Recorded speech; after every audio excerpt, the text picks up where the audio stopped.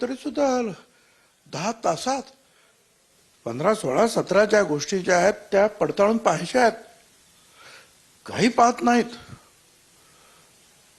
म्हणजे बस जो येईल तो कुणाला पाहिजे चला घेऊन जा. हा काय प्रकार आहे? हे सगळं जे आहे ना, ह्या आताच्या ह्या सगळ्याचे जो काही GR आणि अमुक तमुक सगळं निघालेला आहे आणि त्याच्यामुळे अधिकाऱ्यांना सुद्धा वाटतं की आता हे सगळं फ्री झालेलं आहे. जो येईल त्याला द्यायला काहीच हरकत नाही.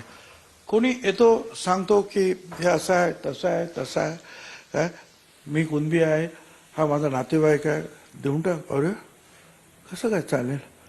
आणि मग ही बाकीचे आदिवासी समाजाला, दलित समाजाला, OBC समाजाला 10-10 महिने 1-1 वर्ष लागतं आणि सांगतात 50 वर्षापूर्वीचं अमुक सर्टिफिकेट आणा, 60 वर्षापूर्वीचं सर्टिफिकेट आणा की तुम्ही ह्या जातीचे आहात म्हणून.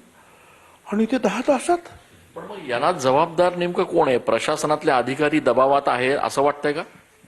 प्रशासनातले अधिकारी दबावात आहेत. अधिक कदाचित ह्या नवीन आलेल्या 2 सप्टेंबरच्या ह्या जो GR आहे त्यामुळे त्यांचा असं समज झालेला आहे की आता काहीच हरकतच नाही, आता फ्री फॉर ऑल झालेला आहे. दोन्ही गोष्टी आहेत. याच्यामध्ये काल आपण भाषणात वडेट्टीवार यांचा देखील उल्लेख केला. आपण एक व्हिडिओ देखील या ठिकाणी दाखवला की वडेट्टीवार कशी दुटप्पी भूमिका घेत आहेत. हे बघा, मागे जेव्हा बीड या लोकांनी पेटवलं, या जरांगेच्या लोकांनी, मी गेलो आणि मी सांगितलं की आता मी इथे तोंड उघडणार. अगदी राजीनामा सुद्धा मंत्रिमंडळाचा मी देऊन आलो होतो, बाबा मी बोलणार आहे आता. आणि त्या मीटिंगमध्ये ही सगळी मंडळी होती. वडेट्टीवार होते. अतिशय जोरात ते बोलले. ते म्हणाले भुजबळ साहेब पक्ष वगैरे बाजूला राहू द्या, हा झेंडा आहे, म्हणजे पिवळी झेंडे सगळ्यांच्या हातामध्ये होते.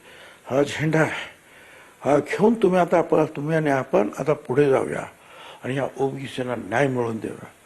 आम्हाला सगळ्यांना आनंद झाला.